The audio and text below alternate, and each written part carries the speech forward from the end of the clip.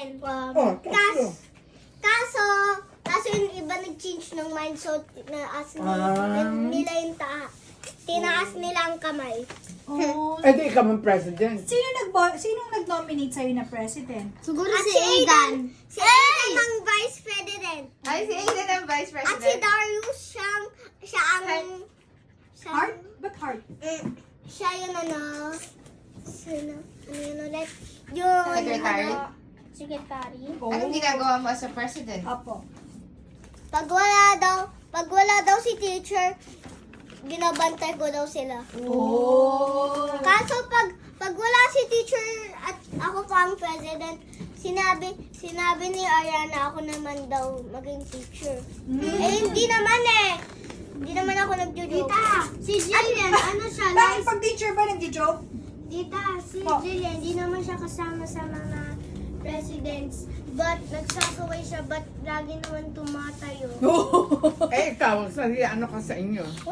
Wala din. News. Hindi ka, Umupo lang. hindi ka naging president, vice president, hindi. Si Sir Ian Noisy yan. At si Amaro siya ang ano, yun ulit.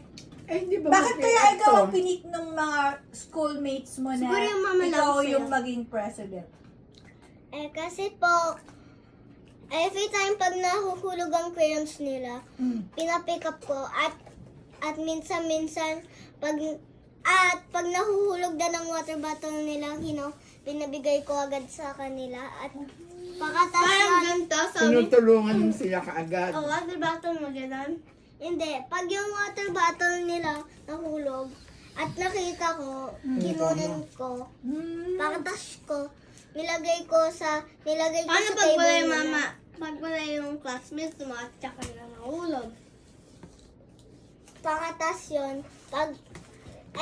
Edi pagtapos ng school, papakita ni Tina at sinasabi ko, sinabi ko patingin ang camera kasi may camera lagi sa school namin.